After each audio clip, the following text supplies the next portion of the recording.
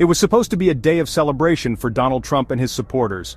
January 20th, 2025. Trump back in the White House after 4 years away.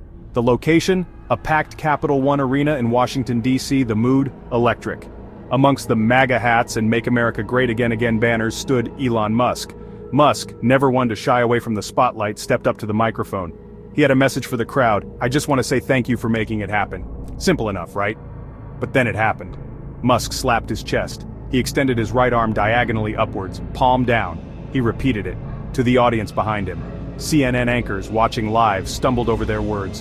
What was that? Social media, never a place for subtlety, exploded. Comparisons to one thing flooded everyone's feeds: the Nazi salute.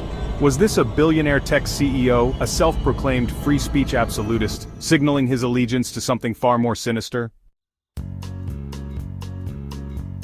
The internet, as it does, erupted in a firestorm of debate.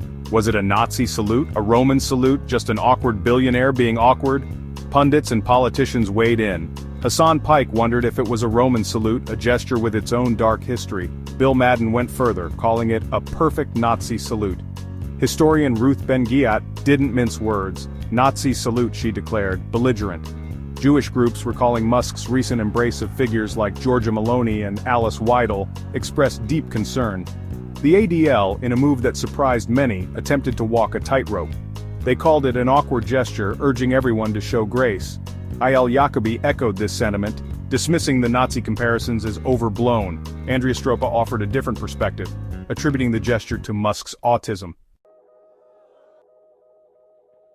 If Musk felt any remorse or even a desire to quell the controversy, he hid it well.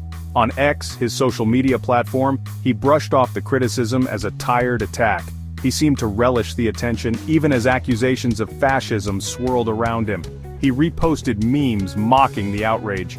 He responded to critics with a yawning emoji. He even diagnosed Alexandria Ocasio-Cortez with Trump derangement syndrome after she criticized the ADL for defending him. It was a pattern familiar to anyone who'd paid attention to Musk's recent behavior. He'd gone from quirky tech CEO to something different. He'd aligned himself with right-wing figures across the globe. He'd hosted Alice Weidel, leader of the far-right AfD party in Germany, on X, nodding along as she made controversial statements about Hitler.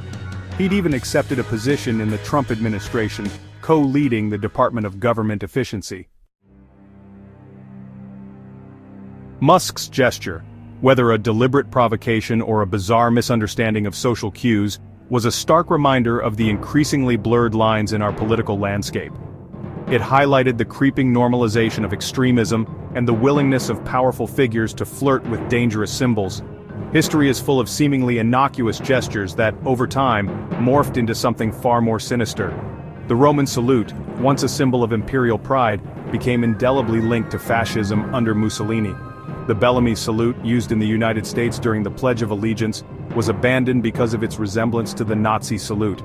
Elon Musk's gesture at Trump's inauguration rally may have been a clumsy attempt at showing support, a calculated provocation, or simply an awkward moment caught on camera. Whatever its intent, it served as a stark reminder of the fragility of our norms and the responsibility of those in power to wield their influence with care. As we move further into the 2020s, we can only hope that this was an isolated incident and not a harbinger of a darker future.